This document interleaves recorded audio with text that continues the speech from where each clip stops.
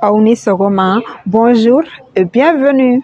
Les produits que je tiens dans ma main sont devenus incontournables dans la cuisine malienne. Moi, la cuisine déjà a basculé de l'autre côté. Sans les cubes, je me demande bien ce qu'on va manger. Si elles font les sauces et qu'elles mettent ça dedans, on peut le manger et ça a un très bon goût. Moi, j'ai vu ma mère préparer en utilisant le sel marin.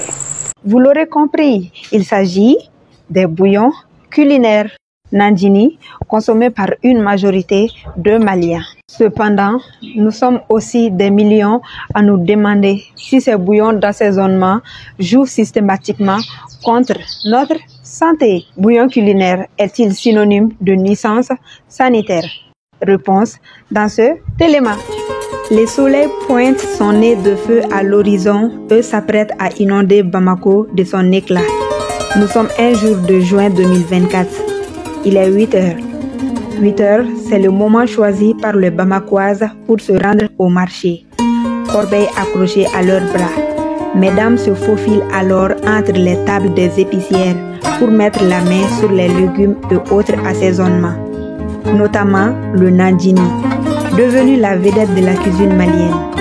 Nandjini, Magine ou cube magique sont les noms populaires que les Maliens, surtout les Bamakois, ont pris l'habitude de donner au bouillon culinaire.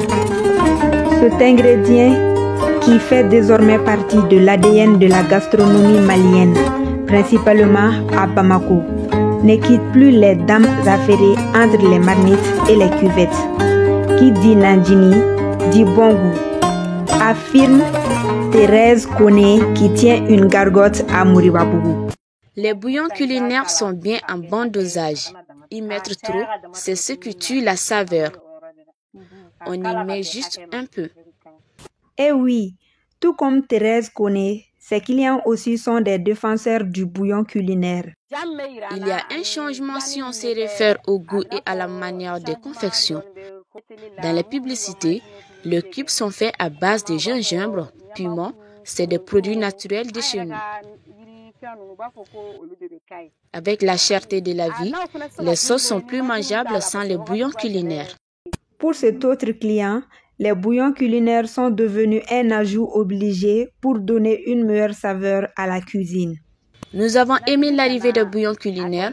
Une bonne dose est recommandée.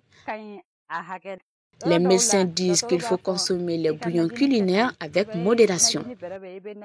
Je conseille ceux qui en consomment beaucoup de réduire le nombre si c'est de 6, d'amener à 3 et voire 3,5. Une autre restauratrice nous a ouvert les portes de son restaurant à Mouribabougou. Madame Madjara, elle aussi estime qu'on ne peut plus se passer des bouillons culinaires dans l'art culinaire bamakois. Les sauces ne peuvent pas être mangées sans bouillon culinaire. Il faut en mettre un bon dosage. Pour une marmite de 2 kilos, je mets 2 cubes et pour 4 lolos. Beaucoup disent que les bouillons culinaires sont facteurs de maladies. Pour quelqu'un qui est déjà malade, ça pourrait l'être. Mais je n'ai jamais vu les malades à cause des bouillons culinaires. Une personne malade à l'hôpital dû au cube, il n'y en a pas.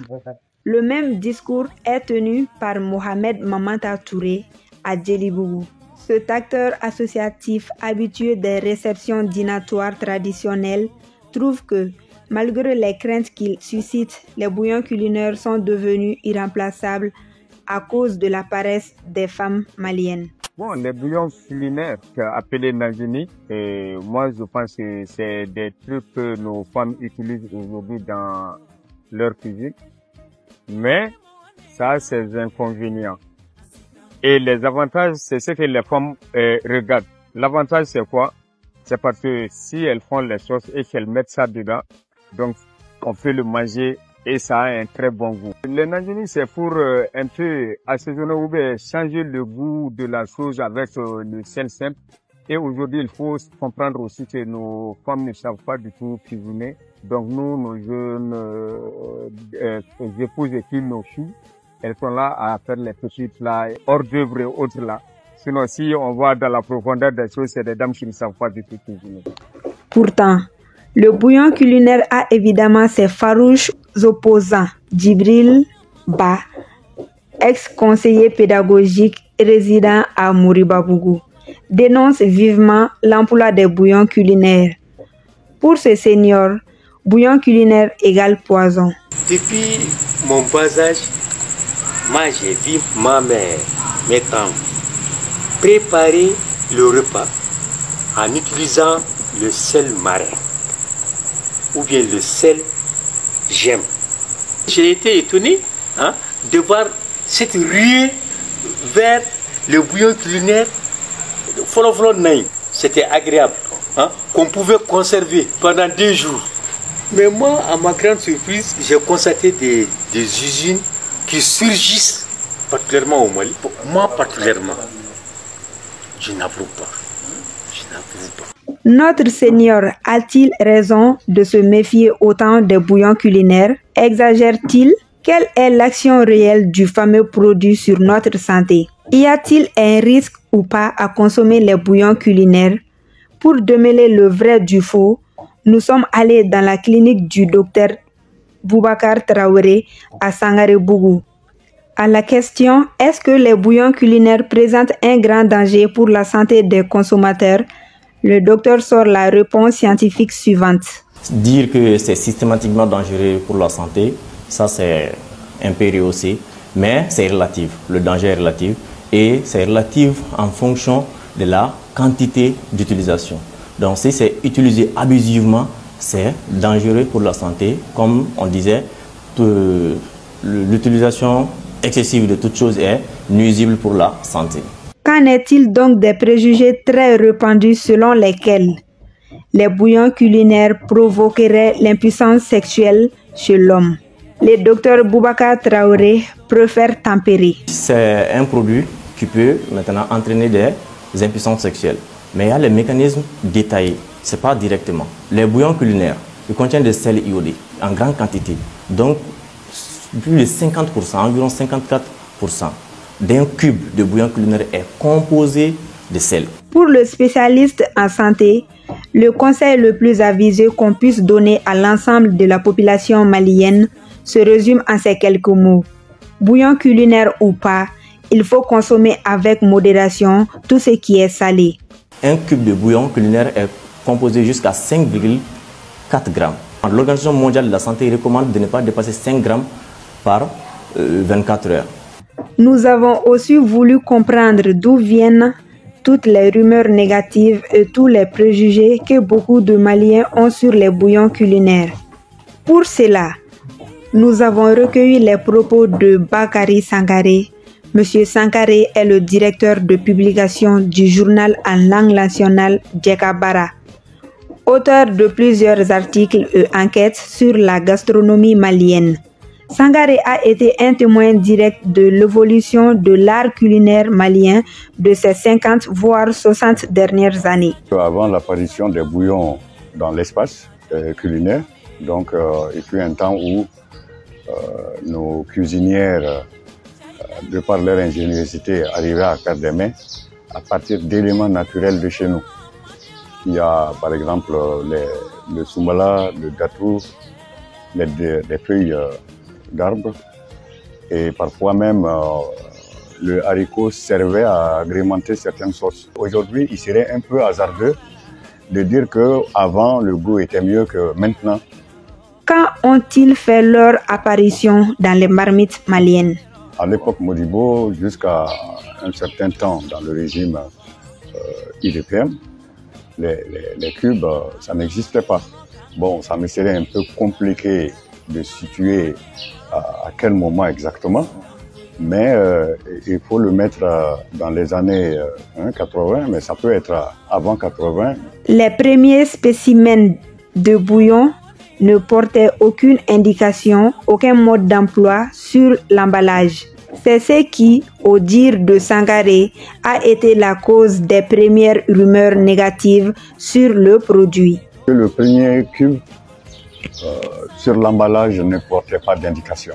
Bon, vous savez, quand les choses, vous présentez un truc aux gens, que ce soit à manger ou même à d'autres objets.